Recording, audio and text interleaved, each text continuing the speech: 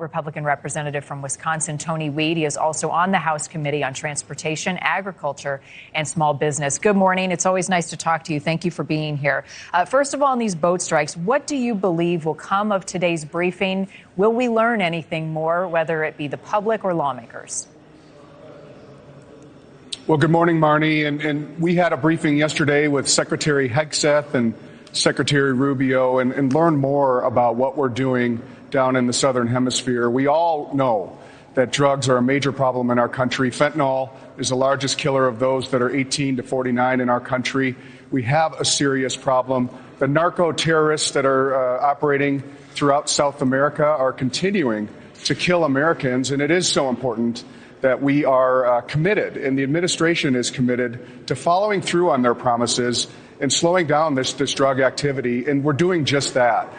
These are very deliberate strikes. These are done with precision and certainty that they are, in fact, narco-terrorists. I believe that. I think the administration's doing the right thing and certainly making our country safer. So you have seen enough evidence that you think satisfies the question as to whether or not these are drug boats. Should this video be made public?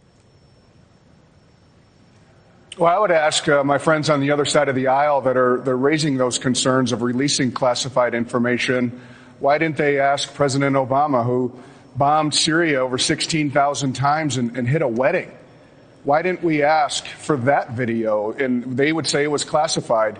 Here's the deal. We are committed, the administration is committed to making America safer and reducing and hopefully stopping the drug flow. And that's all coming from in the Southern Hemisphere. And through Venezuela, they're absolutely a big part of the distribution and the cartels and the gangsters down there that continue to traffic all of these drugs and fentanyl and others through the Caribbean and into our country. And we finally have a president that's following through on what he said he would do. President Biden, I would add, back then Joe Biden, 30 years ago, talked about doing this very same thing, but of course he didn't follow through with it. Again, we have a president that's committed to making America safer, and I think that we're doing the right thing.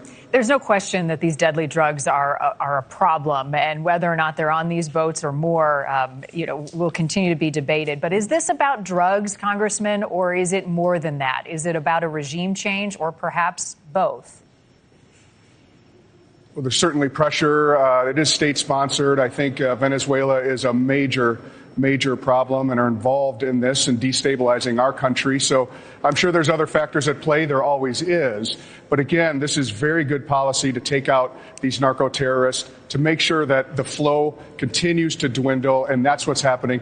There isn't the flow out in the water and the flow coming up through the Caribbean and into our country through the distribution. So they're doing the right thing. There's certainly pressures for other reasons, and I think that's also important too, again, to stabilize and to make our country safer.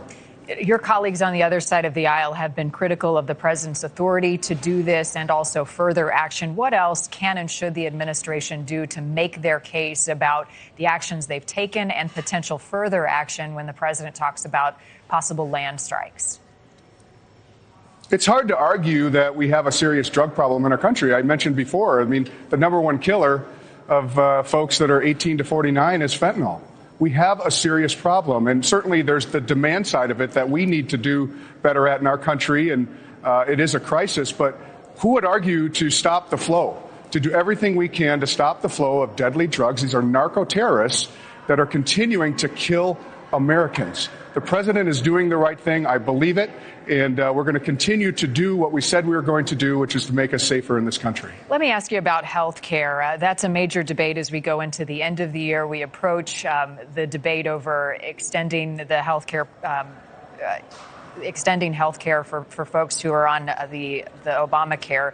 Premiums for some who have this insurance could go up by an estimate of like 16% or so. What is your message to not just families in Wisconsin, your home state, but across the country about areas that your side and your colleagues on the Democratic side are willing to compromise to come to some sort of solution on affordable health care? I think the first thing we all need to do on both sides of the aisle is say that we have a problem with health care. This is such flawed legislation that was done in 2010. This was fully partisan.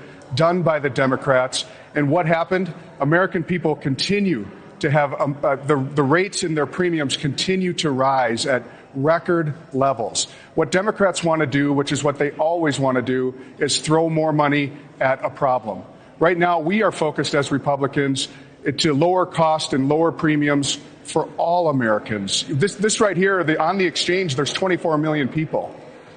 Those that are getting health insurance through business sponsored, whether they're employed at a business or they own the business, that's over 160 million. We want to focus on everybody that gets health insurance and lower costs for all Americans. And that's what we're doing, is working on reforms right now. As I mentioned at the top of the hour, the president will be giving a primetime address tonight from Washington, D.C., likely his final address of the year before he heads to Florida for the holidays. What are you expecting to hear from him? And specifically when it comes to the question about affordability right now, which we're hearing so much about?